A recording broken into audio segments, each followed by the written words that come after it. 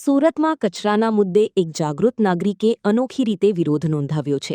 Saiyedpura pumping station પાસે કચરાના ઢગ વચ્ચે બેસીને નાગરિકે પાલિકા તંત્ર અને કોન્ટ્રાક્ટરો સામે રોષ વ્યક્ત કર્યો હતો. પ્રજા ટેક્સ ભરતી હોવા છતાં વિસ્તારમાં કચરાના ઢગ જોવા મળતા હોવાના આક્ષેપ સાથે ડોર ટુ ડોર ગાર્બેજ કલેક્શનની કામગીરી સામે પણ સવાલો ઉઠાવવામાં આવ્યા હતા. જાગૃત નાગરિકે આક્ષેપ કર્યો કે પાલિકાએ કોન્ટ્રાક્ટરોને કરોડો રૂપિયાના કોન્ટ્રાક્ટ આપ્યા છે, છતાં કચરાનો યોગ્ય નિકાલ થતો નથી અને કચરાના ઢગ યથાવત જોવા મળે છે. સાથે જ કચરા નિકાલના બિલ કેવી રીતે પાસ થઈ જાય છે તે અંગે પણ સવાલ ઉઠાવવામાં આવ્યો હતો.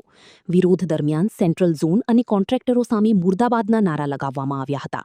સમગ્ર ઘટનાનો વિડીયો સોશિયલ મીડિયા પર વાયરલ થયો છે. આ સેન્ટ્રલ ઝોન છે. સેન્ટ્રલ ઝોનમાં સુરત મહાનગરપાલિકાએ કોન્ટ્રાક્ટરને કરોડોનો કોન્ટ્રાક્ટ આપેલો છે. કરોડોનો કોન્ટ્રાક્ટ આપેલો છે. એ ઘરે ઘરે જઈને કચરો ઉતરાવવાનો તે છતાં પણ કચરાના ઢગે છે. તો પણ કોન્ટ્રાક્ટરના બિલો પર અધિકારી સાહેબો સહી કરી દે છે. એ પણ એક તપાસનો વિષય છે.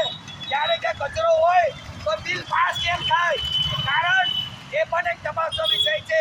તેવા કોન્ટ્રાક્ટરના દલાલિયાઓ સાહેબો અને કોન્ટ્રાક્ટર અને સેન્ટ્રલ ઝોનના અધિકારીઓ